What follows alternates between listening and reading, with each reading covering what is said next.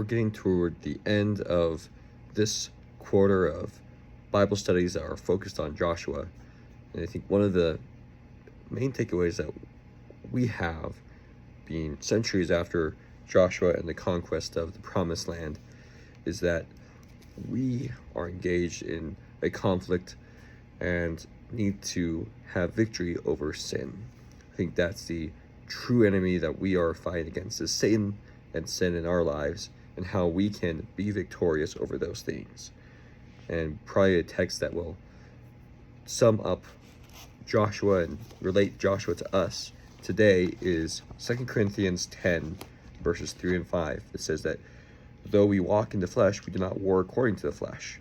For the weapons of our warfare are not carnal, but mighty in God for pulling down strongholds, casting down arguments, and every high thing that exalts itself against the knowledge of God, bringing every thought into captivity to the obedience of Christ, and being ready to punish all disobedience when your obedience is fulfilled.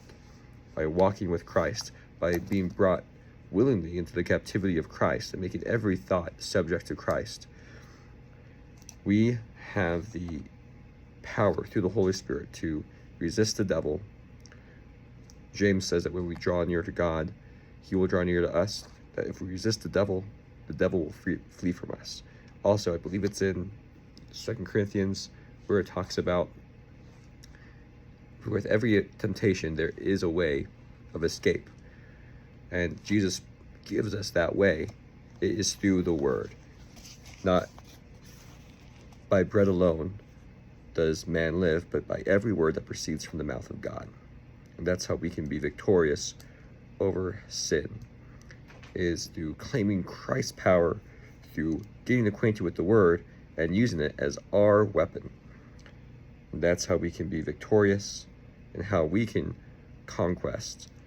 make conquest and be victorious in our spiritual life over sin. It's not a carnal battle alone, but it is a spiritual one, and it requires our obedience to God.